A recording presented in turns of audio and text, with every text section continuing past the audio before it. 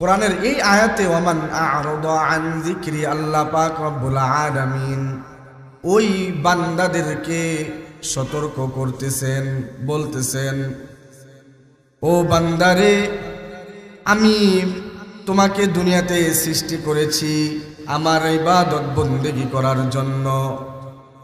দুনিয়ার এই 50-60 বছরের জিন্দেগিতে তোমাকে এত নিয়ামত দিছি, এত বেশি নিয়ামত আমি আল্লাহ তোমাকে দিছি যে তোমার মাথা থেকে পায়ের নখ পর্যন্ত যদি তাকাও, প্রত্যেকটা অঙ্গ প্রত্যঙ্গকে নিয়ে যদি তুমি চিন্তা করো, দেখবা প্রত্যেকটা অঙ্গ প্রত্যঙ্গের মধ্যে আমি আল্লাহর নিয়ামত রয়েছে।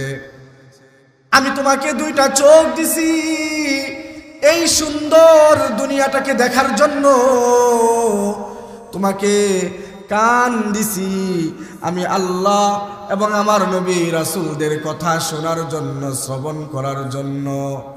আমি তোমাকে সুন্দর জবান দিছি, এই জবান দিয়ে আমি আল্লাহকে ডাকার জন্য।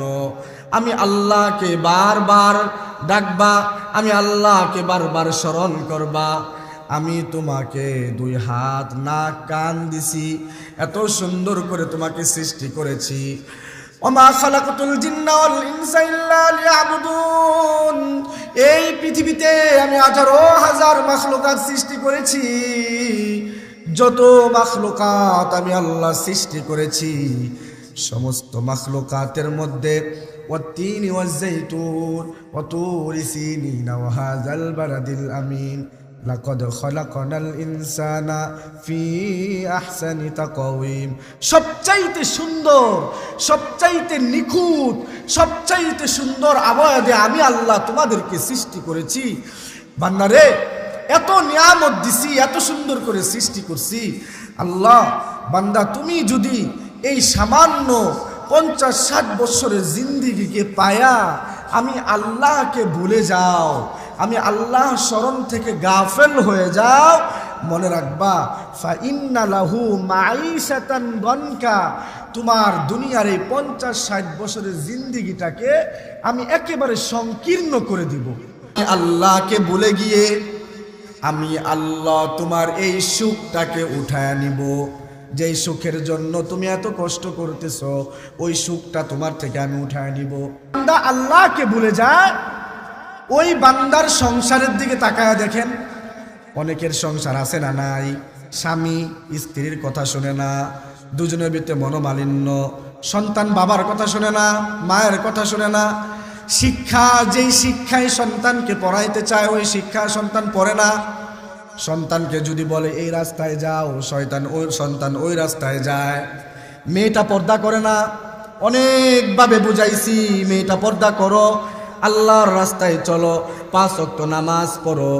মেয়েটা বুঝে না, ছেলেটা বুঝে না। আল্লাহ পাক ওই পরিবারের উপর থেকে সুখটাকে উঠায় নেয়।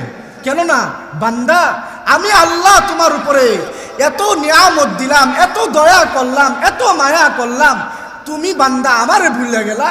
এই জন্য দুনিয়ার এই জিন্দেগিটাকে আমি তোমার জন্য সংকীর্ণ বানায় দিছি। কেমন সংকীর্ণ? তোমার স্ত্রী তোমার কথা শুনবে না, তোমার সন্তান তোমার কথা শুনবে না, তোমার মেয়ে তোমার কথা শুনবে না। রাতের বেলা যখন এত কষ্ট করে উপার্জন করে রাতের বেলা যখন বালিশে মাথাটা রাখবা, দেখবা কি যেন তোমার নেই, সুখ নেই, শান্তি নেই। এত টাকা উপার্জন করি, কোনো কিছুই তো বরকত পাইতেছি না। নাই কেন? ওই যে তুমি আল্লাহকে ভুলে গেছো পক্ষান্তরে। কঠিন দিনে যদি আমার আল্লাহ আমাকে আর আপনাকে ভুলে যায়, তাহলে কার কাছে যাব?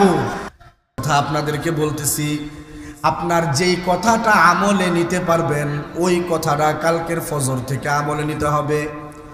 এখান থেকে শুনলাম, বাসায় চলে গেলাম, আমল করলাম না, এই মাহফিলের কোনো ফায়দা হবে না। ফায়দাটা তখন হবে যখন এখান থেকে আমরা কিছু নিয়ে যাব। একসাথে সব কথা আমলে নেওয়া তো সম্ভব না, একসাথে সব আমল করাও সম্ভব না, কিন্তু 1-2টা আমল তো করা সম্ভব, যেটা আপনার ভালো লাগবে। আমার আগের হযরত কথা বলছেন, ওনার পুরো কথা থেকে যদি আপনার 2টা কথা ভালো লাগে, ওই 2টা আমল কালকে ফজর থেকে শুরু করতে হবে।